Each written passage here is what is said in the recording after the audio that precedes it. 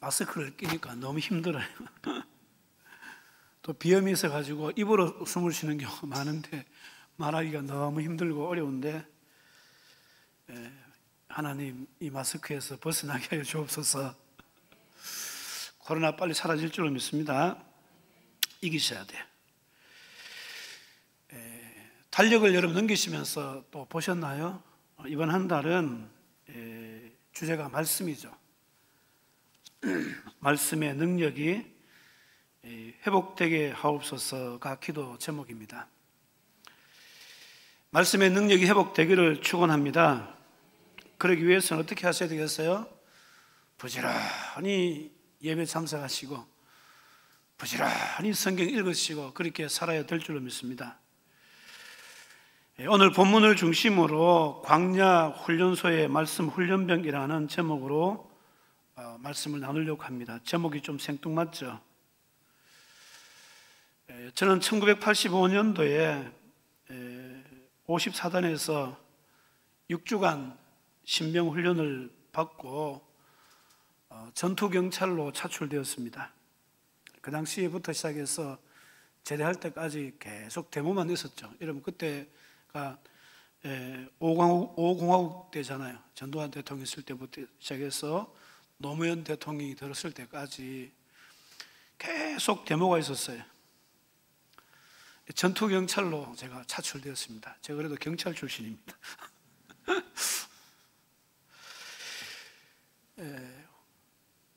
6주간 기본 훈련을 마치고 나서 이제 서울 종로구 동대문에 있는 창신동에서 근무를 했습니다. 그런데 제일 힘든 것이 아침에 구보하는 것이었습니다. 전경은 구보를 많이 해요. 왜냐하면 아시잖아요. 평지는 그래도 나은데 1시간 정도 구보를 하는데 부대 밖으로 나가게 되어지면은 오르막길이 있습니다. 계속 올라갑니다. 계속 올라가기만 올라가요. 그러다 보니까 숨이 턱에 차서 너무너무 힘든 거예요. 그렇다고 안 뛸 수도 없잖아요. 고참들 눈치 보느라고 안 뛸 수도 없고 목적지까지가 얼마나 멀리 느껴지는지 모릅니다.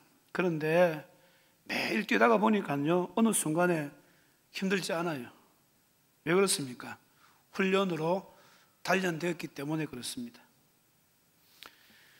전투력을 갖춘 군인다운 군인을 만들어내기 위해서는 훈련소에 입소를 하고 훈련을 받는다는 것입니다.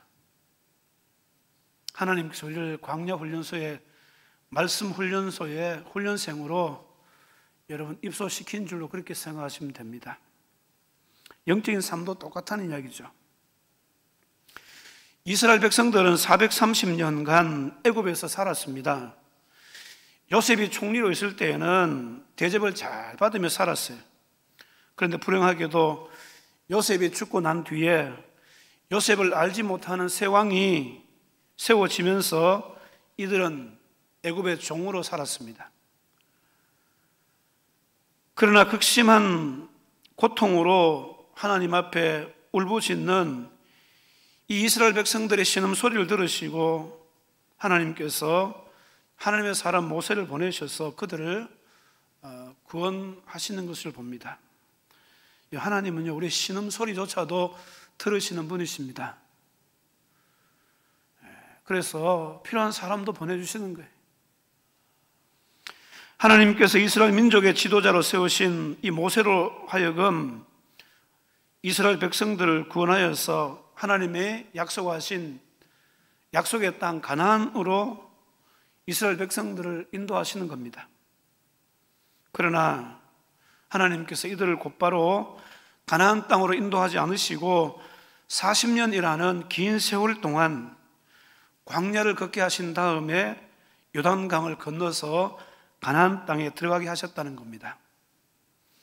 이것은 마치 예수님을 믿어 구원받은 성도들의 일생과 너무 똑같은 거예요. 우리 성도들도 사실은 애굽에서 종살이 했던 이스라엘 백성들처럼 예수 믿기 전에는 이 세상에서 원수 마귀의 종노릇하며 살았으나 어느 날 누군가에 의해서 전도를 받고 예수를 믿고 교회 다니기 시작하지 않습니까? 그 결과 마귀에서 종로로 타던 그 삶에서 해방되어져서 하나님의 백성으로 신앙생활을 합니다. 이스라엘 백성들이 요단강을 건너가 가나안 땅에 들어간 것처럼 천국에 들어가서 영생복락을 누리게 된다는 사실입니다. 그런데 여러분, 예수 믿고 나서 바로 천국 가는 거 아니잖아요. 이스라엘 백성들이 바로 가나안 땅에 들어간 것이 아니라 광야 세간을 거친 것처럼 사실 여러분, 우리도 광야의 인생을 지금 걷고 있는 거예요. 광야는 매우 척박한 그런 땅입니다. 비가 내리지 않아서 물도 없습니다. 낮에는 강렬한 태양 빛으로 뜨겁고 밤에는 너무 춥습니다. 물이 없어서 농사를 지을 수도 없고 풀이 없어서 목축도 할 수 없는 그런 상황입니다. 그야말로 사람이 살아갈 수 없는 매우 고통스러운 곳이 바로 광야라는 것입니다. 더군다나 광야에 사는 전갈과 불뱀 등으로부터 언제 공격을 받을지 모르는 아주 위험한 곳이 바로 광야입니다. 이런 악조건임에도 불구하고 하나님께서 이스라엘 백성들을 40년 동안이나 광야길을 걷게 하셨다는 겁니다. 한마디로 이야기하면 광야 이 훈련소에 말씀 훈련병으로 이스라엘 백성들을 다 집어넣으신 거예요. 왜 하나님께서 이스라엘 백성들로 하여금 광야 훈련소에 입소해서 훈련을 받게 하셨을까요? 오늘 본문 2절과 3절 말씀해 보면은 내 하나님 여호와께서 이 40년 동안에 내게 광야길을 걷게 하신 것을 기억하라. 이는 너를 낮추시며 너를 시험하사 내 마음이 어떠한지 그 명령을 지키는지 지키지 않는지 알려 하심이라. 3절에 너를 낮추시며 너를 줄이기도 하시며 또 너도 알지 못하며 내 조상들도 알지 못하던 만나를 내게 먹이신 것은, 다 같이 읽습니다. 사람이 떡으로만 사는 것이 아니요 여호와의 입에서 나오는 모든 말씀으로 사는 줄을 내가 알게 하려 하심이니라. 한마디로 이야기하면 이들은 아직 가나안에 들어가서 살기에는 부족하다. 다른 말은 자격이 없다는 거예요. 따라서 이들을 가나안 땅에 들어가 살 수 있는 하나님의 백성으로 만들기 위해서는 교육과 훈련이 필요했다는 겁니다. 사람이 저절로 되는 거 아니잖아요. 하나님의 사람은 더욱더 그렇습니다. 저절로 성숙되는 것이 아닙니다. 교육과 훈련을 통해서, 말씀을 통해서 하나님의 성도로 만들어진다는 것입니다. 그래서 이 광야는 하나님의 사람을 만들 수 있는 가장 좋은 교육의 장소이며 훈련소라는 이야기입니다. 사실 이스라엘 백성들은요, 믿음이 부족했고 신앙과 정신 상태가 건강하지 못했습니다. 민수기 13장에 가보면은 가데스 바네아에서 모세가 가나안 땅으로 정탐꾼을 보내지 않습니까? 지난 금요일날 우리 구약 성경방에서 공부한 내용인데 기억나시죠? 공부하신 분들은 12명을 정탐꾼으로 보내요. 가나안 땅을 다 둘러봅니다. 거기 보니까 아낙 자손들, 힘 있는 사람들이 많이 있는 거예요. 그러니까 정탐꾼들 가운데 10명은 기가 죽어서 돌아온 거예요. 그리고 2명은 여호수아와 갈렙 어땠습니까? 그래도 기죽지 않았어요. 그런데 이스라엘 백성들이 누구에게 반응합니까? 많은 숫자 10명의 정탐꾼들의 보고를 듣고 거기 반응하는 거예요. 10명의 정탐꾼들이 어떻게 이야기했습니까? 우리들은 저 사람들에 비하면은 메뚜기 같은 존재다. 도저히 우리는 가나안 땅을 정복할 수 없어. 들어갈 수 없어. 이 보고를 듣고 이스라엘 백성들이 울며 땅을 치며 난리가 난 거예요.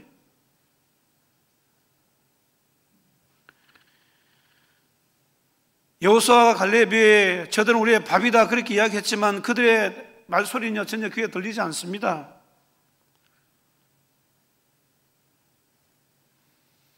저들에 비하면 우리 메뚜기 같은 그런 존재다. 하나님 백성들이 자기 자신들을 비하시키는 거예요. 돌이켜보면 이스라엘 백성들이 자신들의 힘으로 한 것이 뭐가 있습니까? 하나도 없어요. 언제 자신들의 힘으로 애굽 군대를 이기고 출애굽했습니까?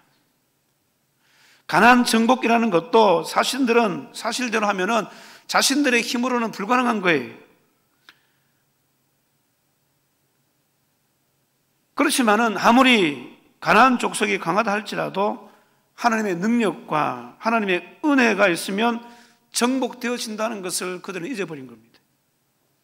그런데도 믿음 없는 말을 계속 그들은 합니다. 하나님께서 함께 하시면 되는데 안 된다는 거예요. 여러분 제발 믿음 없는 말 하면 안 돼요. 믿음 있는 말 하시기를 바랍니다. 하나님께서 함께 하시면 다 될 줄로 믿습니다. 믿는 자들이 능치 못함이 없는 거예요. 그런데도 불구하고 이스라엘 백성들은 믿음 없는 소리 하는 거예요.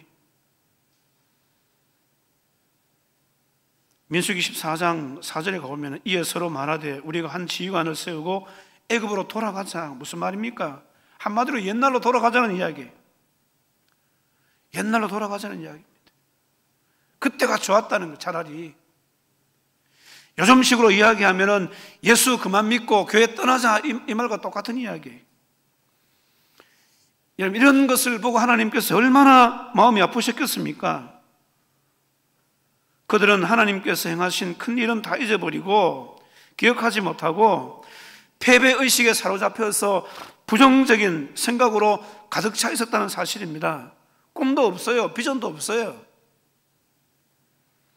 한마디로 믿음이 없었고 노예의 근성만 남아있는 겁니다. 그래서 그때가 좋았으니까 차라리 애굽으로 돌아가는 것이 좋겠다. 이런 사람들이 여러분 가나안에 들어갈 자격이 있겠습니까? 없어요. 그래서 민수기 14장 22절에서 25절까지 보게 되면은 하나님께서 이때의 사건을 두고 이렇게 말씀하시는 거예요. 22절에서 25절까지 제가 읽겠습니다. 기니까.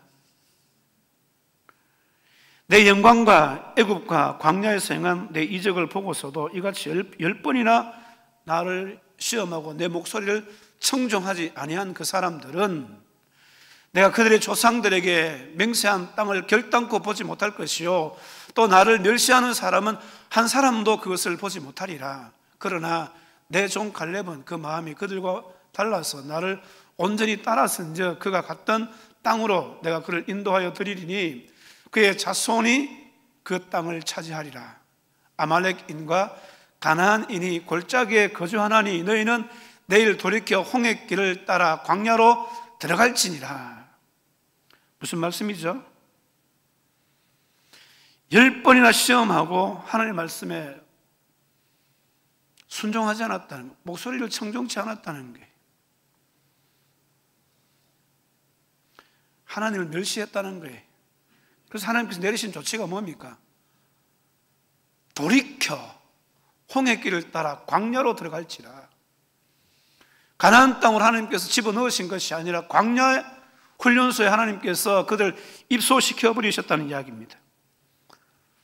이때부터 이들은 광야에서 40년의 세월을 보내는 거예요. 이 40년의 기간은 참으로 고달픈 시련의 시간이었습니다. 특별히 하나님 앞에 불평을 쏟아놓았던, 하나님의 목소리에 청종하지 않았던 1세대가 죽는 기간이 40년이에요. 40년. 하나님과 언약을 맺었던 1세대가 그들이 불순종하니까 거기서 광야 40년을 떠돌면서 다 먹다 죽은 거예요. 그리고 2세대를 하나님께서 사실은 가나안 땅으로 들이지 않습니까? 그래서 이 40년 동안은 1세대가 죽으며 2세대를 훈련시키는 거예요. 어떤 사람 훈련시킵니까? 가나안 땅에 들어가서 하나님의 말씀대로 살아갈 수 있는 사람으로 훈련시키는 거예요.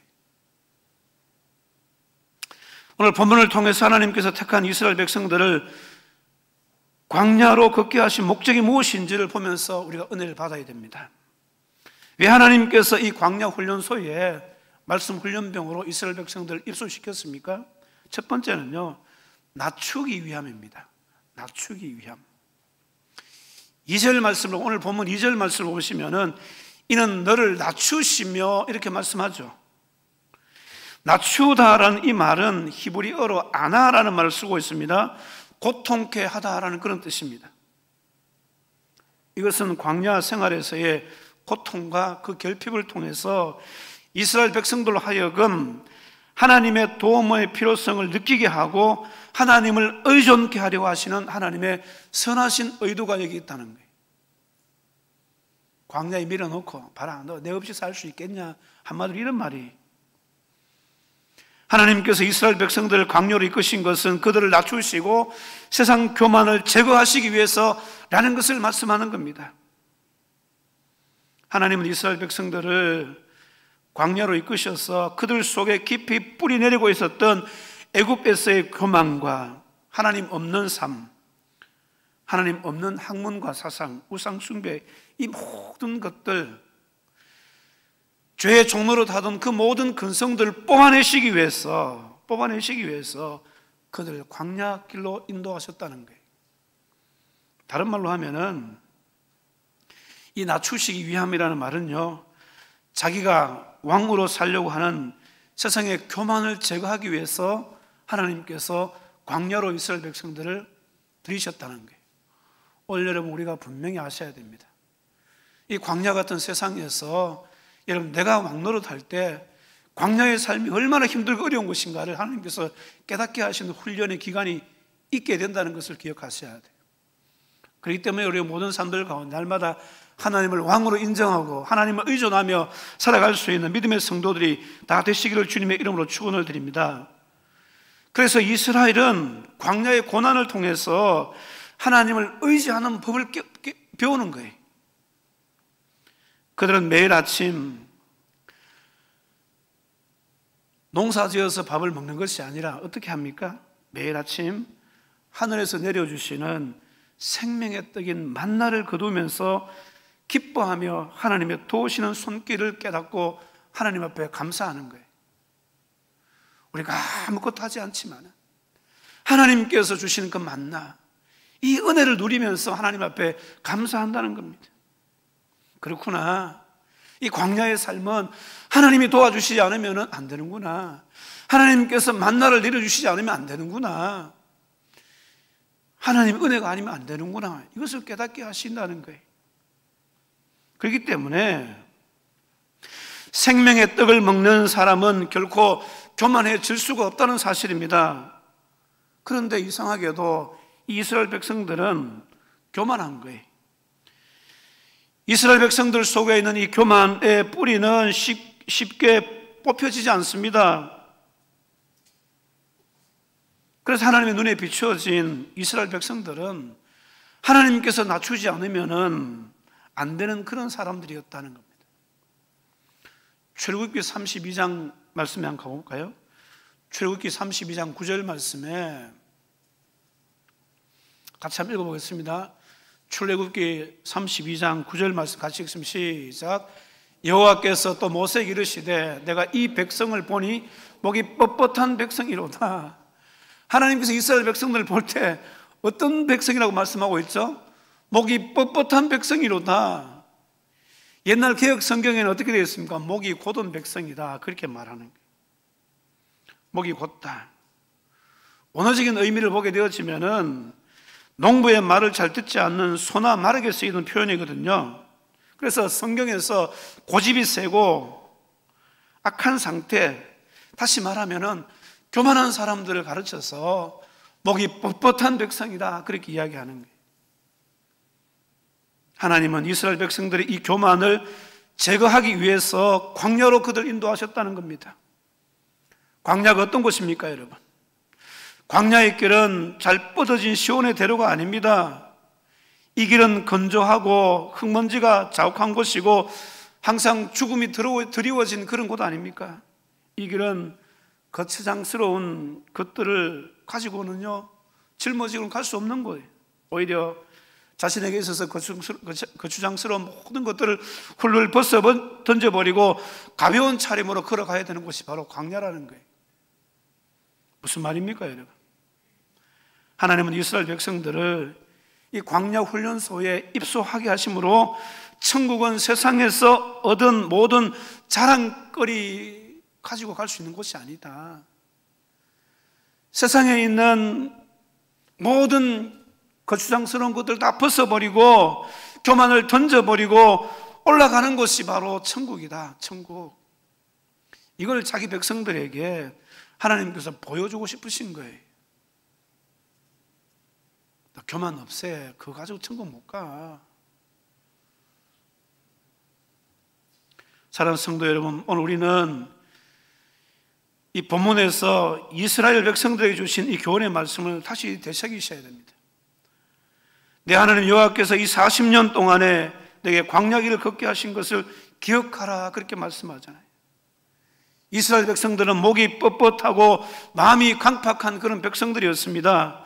그들은 수시로 자기들의 뜻대로 행하려고 하나님 앞에서 교만하게 행했다는 거예요. 자기가 왕 되려고 했어요. 그래서 결국 그들은 불과 며칠이면 갈 수 있는 가나안 땅을 무려 40년 동안이나 걸려서 들어가게 되어졌다는 이야기입니다. 이것은 이스라엘 백성들의 교만으로 인해서 어처구니 없는 이런 결과가 초래된 것을 보게 되었습니다. 사랑하는 성도 여러분, 교만하면요 먹다 죽는 인생 되는 거예요. 하나님은 선지자 이사야를 통해서 이렇게 말씀하십니다. 이사야 57장 15절 말씀에 지극히 존귀하며 영원히 거하시며 거룩하다 이름하시는 이가 이와 같이 말씀하시되 내가 높고 거룩한 곳에 있으며 또한 통회하고 마음이 겸손한 자와 함께 있나니 이는 겸손한 자의 영을 소생시키며 통회하는 자의 마음을 소생시키려 함이라, 이렇게 말씀합니다. 누구와 함께 하시느냐? 하나님께서 누구와 함께 하신다고요? 통회하고 겸손한 자와 함께 하시겠다는 겁니다. 보통 보면 그래요. 좀 성경 지식이 쌓이고 신앙 경험이 좀 남다르고 기도 좀 하게 되어지면 교만해지거든요. 그럴 때일수록 우리는 또 하나님을 의지하고 더 겸손해야 될 줄로 믿습니다. 사랑하는 성도 여러분, 성도의 삶에는 언제나 이 겸손함이 녹아져 있어야 돼요. 하나님을 대할 때나 사람을 대할 때나 날마다 겸손할 수 있는 그런 성도가 다 되시기를 주님의 이름으로 축원을 드립니다. 두 번째는 시험해 보시기 위함이다, 그렇게 말씀하고 있습니다. 2절 말씀, 오늘 본문 2절 말씀을 보면은 2절 말씀 보면은 하반절에 너를 시험하사 내 마음이 어떠한지 그 명령을 지키는지 지키지 않는지 알려 하심이라, 이렇게 말씀하고 있습니다. 하나님께서 이스라엘 백성들을 광야로 인도하신 목적은 그들을 시험하셔서 어떻게 하시겠다는 겁니까? 그의 마음속에 있는 것을 알고자 하셨다는 거예요.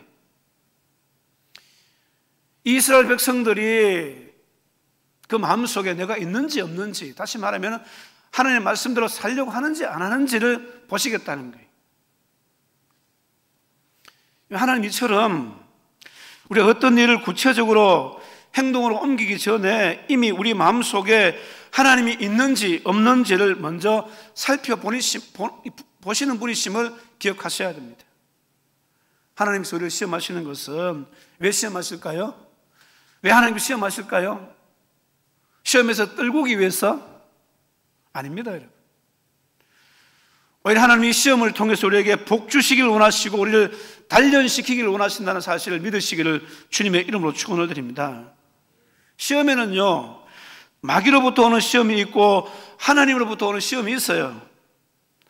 마귀로부터 오는 시험은 생명의 떡이 없는 것으로 하나님의 자녀들을 미혹시켜서 빼앗아가기 위한 그런 시험이에요. 잘 기억하셔야 돼요. 이런 가룟 유다를 보세요. 가룟 유다의 마음에 사탄이 들어갔잖아요.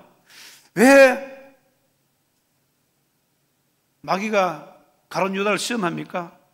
그 속에 들어가서 그를 망하게 하기 위해서요. 패망시키기 위해서입니다. 사탄이 주는 시험은 그 시험을 당하는 자에게처럼 아무 유익이 없는 시험인 것을 기억하셔야 해요. 그러나 하나님으로부터 오는 시험은 하나님께서 그 사람을 더 귀하게 사용하시기 위해서 주시는 시험입니다. 이것은 바로 축복의 시험이에요. 아브라함의 경우를 보더라도 그렇잖아요. 창세기 22장 1절 말씀에 보면은 이런 말씀을 하고 있습니다. 같이 한번 읽어보시면 창세기 22장 1절 말씀 시작. 그 일 후에 하나님이 아브라함을 시험하시려고 그를 부르시되 아브라함아 하시니 그가 이르되 내가 여기 있나이다. 여기 보세요. 하나님께서 아브라함 시험하시잖아요. 시험하시죠. 그 일은 언제입니까? 하나님께서 아브라함 100세 때 이삭을 주신 그때를 이야기하는 거예요.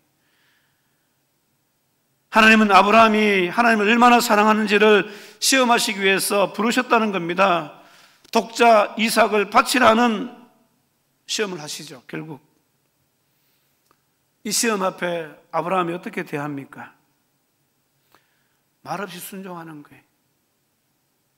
그 귀한 아들, 100세 얻은 아들도 달라고 하니까 하나님께 드리는 거예요. 그러고 나서 어떤 결과가 있죠? 천하 만민이 그로 인해 복을 받게 되는 믿음의 조상이 되는 영광스러운 칭호를 받게 되어지지 않습니까?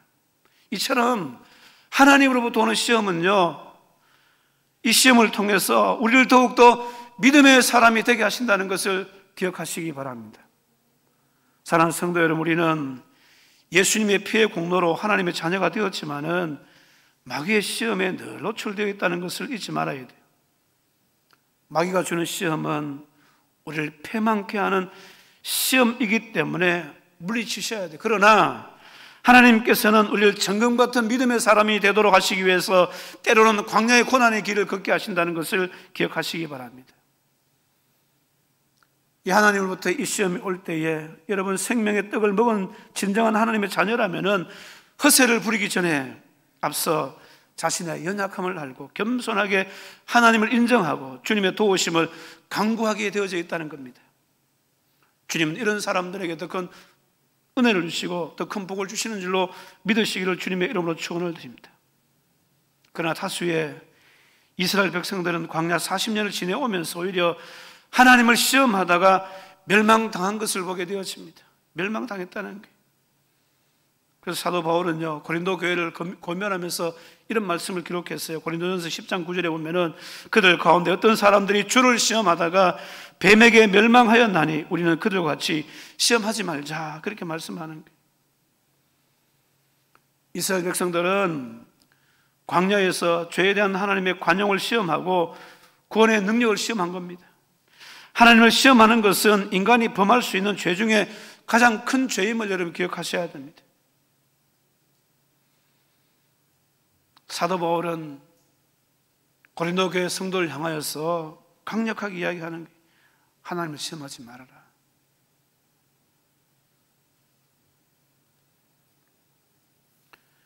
사랑하는 성도 여러분, 오직 생명의 떡을 먹은 우리는 우리를 부르신 이 앞에서 그분의 명령을 즐겨 지키는 성도가 되셔야 됩니다. 어려운 시험을 만날 때마다 우리는 선지자 예레미야의 고백을 기억하셔야 돼요.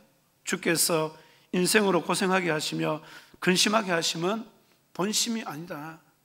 올 여름 광야의 길을 걷게 하셔서 여러분 사실 이 고생 당하게 하시고 근심하게 하는 것은 하나님 본심이 아니라는 거예요.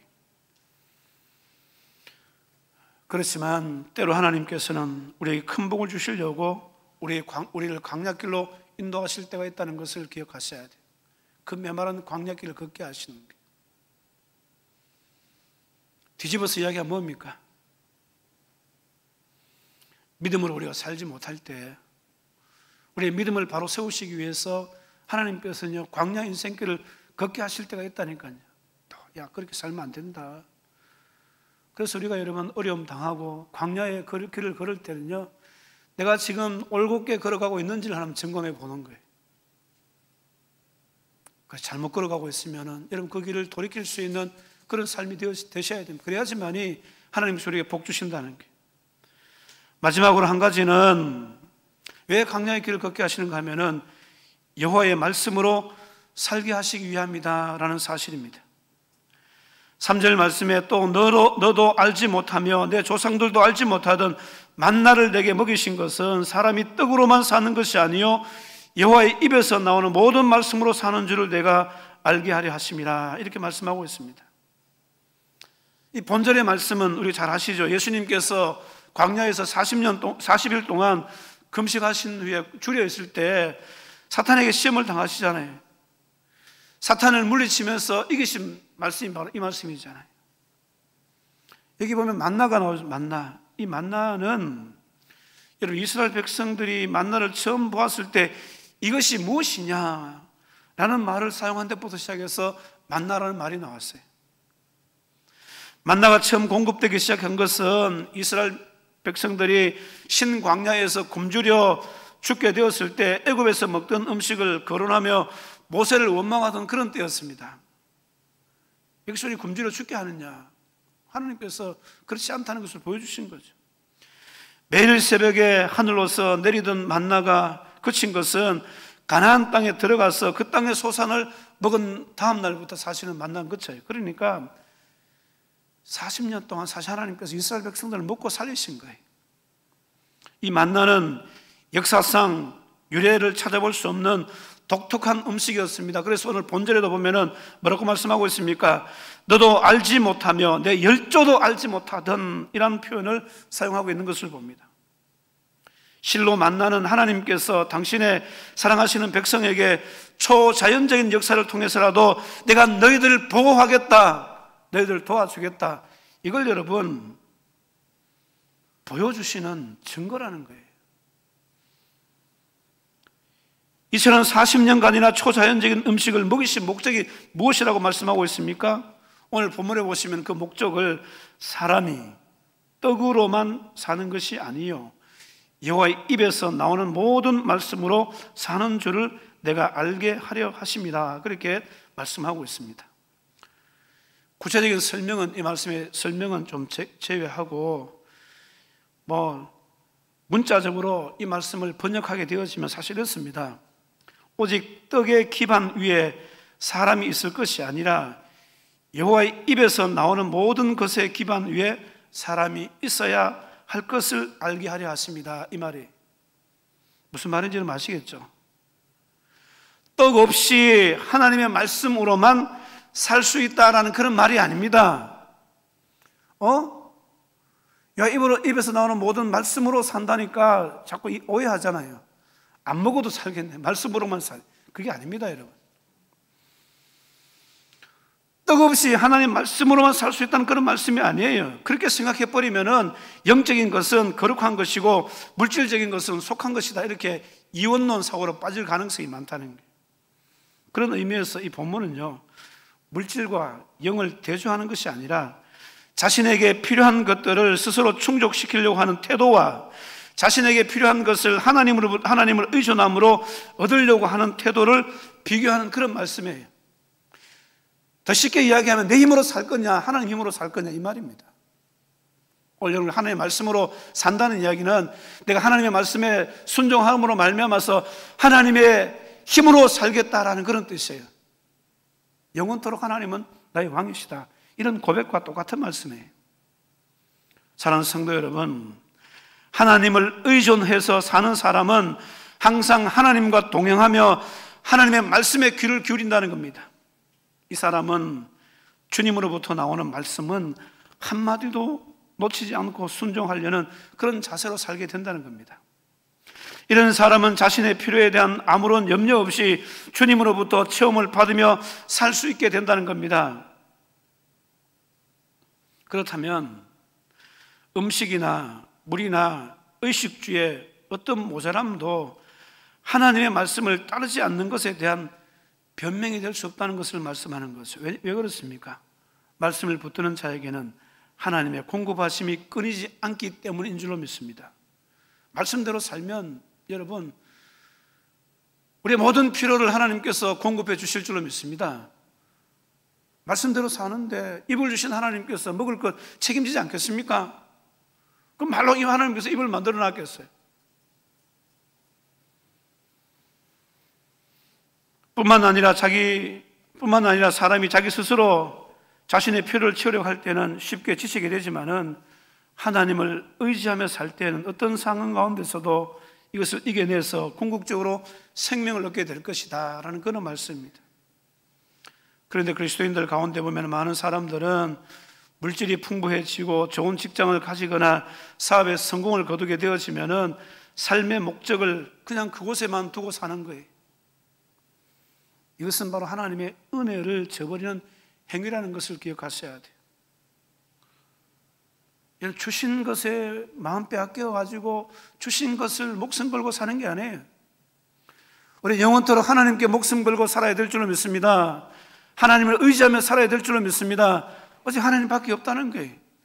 그 하나님을 의지할 때 하나님께서 필요한 것들을 공급해 주시는 것이지 주신 것 의지하고 살면 안 된다는 거예요.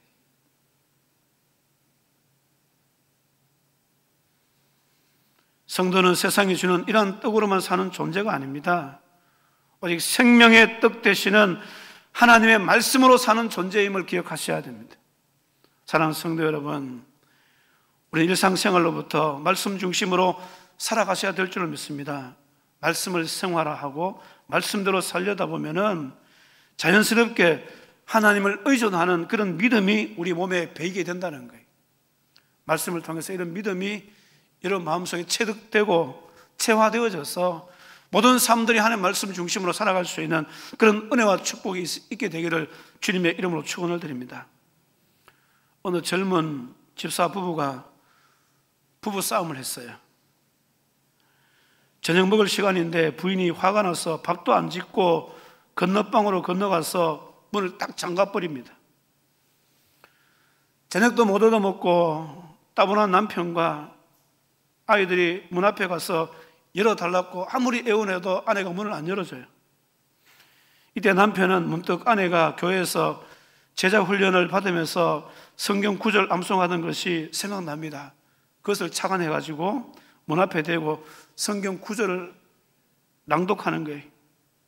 누구든지 내 음성을 듣고 문을 열면 내가 그에게로 들어가 그로 더불어 먹고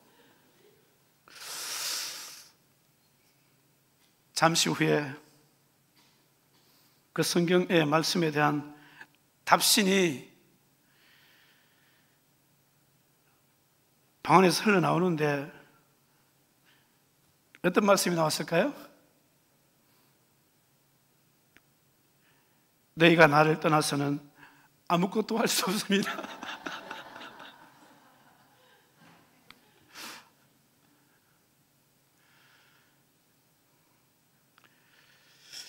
결국 이 부부가 어떻게 되었을까요?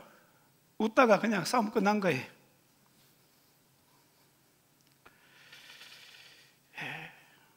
우리를 평생 지켜줄 것 같은 물질과 명예는 오래가지 않습니다. 광야에서는 주님 한 분만 의지하며 말씀대로 살아가도록 그렇게 하셨습니다. 하나님은 광야 40년 동안 이스라엘 백성들을 책임져 주셨습니다. 모세가 선명하게 이야기하잖아요. 오늘 읽지 않았지만요 4절 말씀을 한번 보세요. 오늘 본문 4절 말씀에 이렇게 이야기합니다. 이 40년 동안에 내 의복이 헤어지지 아니하였고 내 발이 부르트지 아니하였느니라. 이게 하나님께서 이스라엘 백성들을 40년 동안 인도하신 거예요. 하나님의 풍성하신 은혜로 말미암아서 광야에서 40년 동안 수많은 백성들이 늘 새 옷을 입을 수 있었고 신발까지도 공급받았다라는 것을 말하잖아요. 이스라엘 백성을 광야길로 인도하신 하나님의 의도는 결국 뭡니까? 오직 하나님만 의뢰하고 하나님의 말씀만 따르도록 하기 위했다는 것을 기억하시기 바랍니다. 말씀을 맺습니다. 사랑하는 성도 여러분, 세상 사는 것이 점점 더 어려워지고 있습니다. 그렇잖아요. 수많은 유혹의 손길 앞에서 참 신앙을 지키기가 참 어려워요. 이럴 때일수록 어떻게 하셔야 됩니까? 더 하나님 의지하시고 더 하나님의 말씀을 붙들어야 돼요. 때로는 우리에게 있어서 감당기 어려운 시련이 닥쳐올 때도 있습니다. 그렇지만 여러분, 오늘 이 말씀을 통해서 시련과 시험 뒤에는 반드시 하나님의 선하신 의도가 있고 하나님께서 우리를 낮추시고 우리의 교만을 제거하시고 그래서 광야길로 우리를 입소하셨는데 그것은 왜 그렇습니까? 우리에게 더 큰 복을 주시기 위한 하나님의 선명한 손길이 있다는 것을 여러분 기억하시고 끝까지 여러분 우리의 믿음 빼앗기지 않고 하나님 말씀대로 살아서 하늘의 신령한 복을 누릴 수 있는 그런 성도가 되셔야 돼요. 우리의 생명의 떡을 먹고 있다는 것은 결국 하나님 말씀대로 살겠다는 고백이지 않습니까? 그래서 여러분 우리가 모든 성도들이 생명의 말씀, 이 하나님 말씀 안에서 큰 믿음으로 살아내셔서 여러분 우리 가운데 구체적으로 임재하시고 임마누엘 하시는 그 하나님으로 말미암아서 하늘의 신령한 복을 누릴 수 있는 그런 성도가 다 되시기를 주님의 이름으로 축원을 드립니다. 우리 통성으로 기도하실 때 여러분 우리 인생을 돌아보시면서 왜 하나님께서 이 인생 광야 이 훈련소에 우리를 입소시켰나? 말씀으로 사는 것을 가르치시기 위해서요. 말씀으로 살아야 복을 받는다는 거예요. 하나님만 의존하도록 하시기 위한 하나님의 뜻이 있다는 거예요. 주님, 오직 주의 말씀만 붙들고 하나님만 의존하며 살아서 하나님께서 보호하시고 인도하시고 축복하시는 이 모든 은혜를 누릴 수 있는 우리의 삶이 되게 하여 주시옵소서. 우리 1, 2분 정도 통성으로 기도하십니다. 주여, 주여, 주여. 사랑과 은혜가 풍성